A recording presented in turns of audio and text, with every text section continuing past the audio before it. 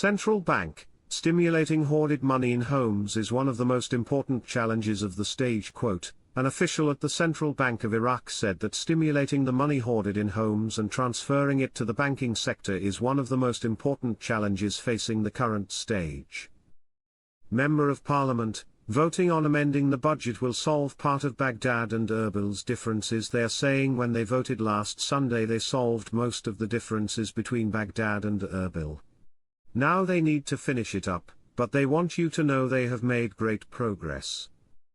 What we wanted was for them to pass these laws, and they did. I think within this week, next week the steps should all play themselves out, in turn revealing the funding for it.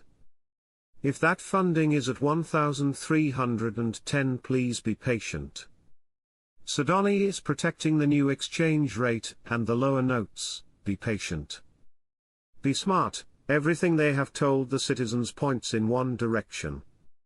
Reuters reveals the second largest deal in the history of Iraqi resources, $25 billion with BP. Soon Aki's bank will only be for currency education or for people that want to travel to Iraq. Aki's bank is not to distribute low notes inside of USA. Iraq has already laid the groundwork for an increase in the value of its currency.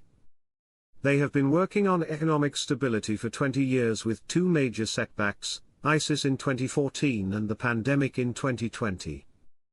If Iraq maintains an annual growth rate of 5% to 10%, the IQD could take many years to reach 10 cents. But remember, we, and economists worldwide all agree speculation trading and psychological milestones play a major part in the value of the IQD. Thus we are hoping the Development Road project and other major projects in Iraq will cause a landslide of speculative trading and psychological milestones. This is amazing, the speed of the information that is coming. It is in volumes and it is massive in instructions and education of the monetary reform to you citizens.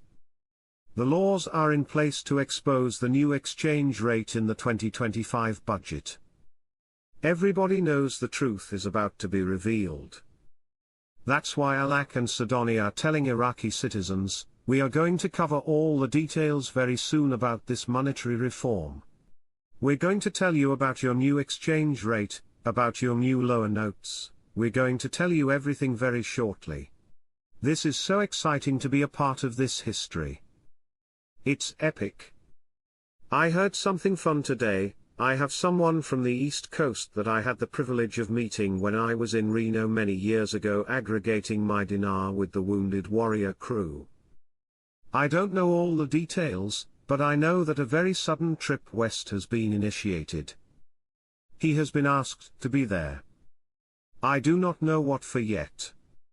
All I know is he got the call and has to get there. He has not made that trip in close to 4 years. So when I heard this particular individual, someone I know in real life, I got very excited today. It could be nothing, but it could be huge. I think it's huge. The contact is indeed out west now. This is a first in years, so I am very upbeat about that. So what does this mean to you as a dinar investor? It means the groundwork is being laid for the RV of the Iraqi dinar. It is no longer a question of if but one of when. Only the most serious of potential global traders are tutored in the protocols of the integrity and cross-border payments regimen. The RV has always been a matter of speculation, but now we have tangible proof that it is about to happen. The E wouldn't bother, nor would the K2 consultants, if they didn't believe that Iraq is ready. We can now relax and wait for Iraq to acquire this training and apply it to the RV which has already been established. Here are the key components of the new training happening now. First, cross-border payments. Iraq did a very poor job of remittances across borders, which branded it as untrustworthy and undependable. This training will give Iraqi banks the necessary tools to completely eliminate the former days of suspicion.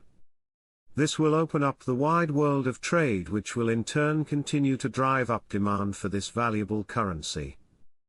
Second, financial integrity. The banking industry has struggled with corruption and inefficiency. no one wants to take a chance on countries that cannot be trusted. This training is tackling these problems head-on. Adherence to AML standards is a must. Anti-money laundering. The mere involvement with K2 Integrity Consultants, the gold standard, sends a clear message that Iraq is serious about becoming a global partner.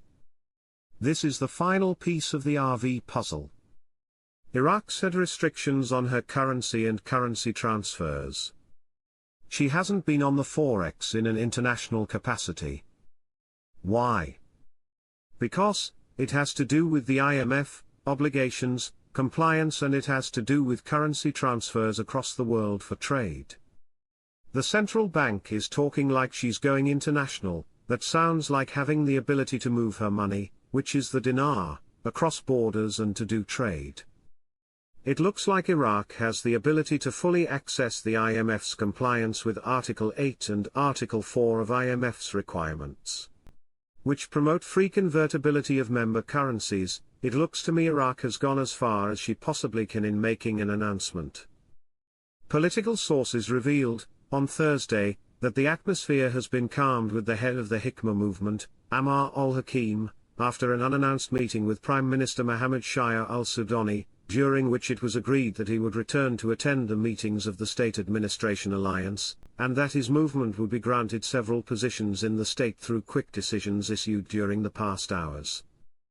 The sources told Shafaq news agency, yesterday evening, Wednesday, meetings were held between the leaders of the coordination framework, which were not announced, in an attempt to reunite the Shiite House, and break the state of suspension adopted by the Hikmah movement to express discontent with the dismissal decisions issued against some officials of the special bodies.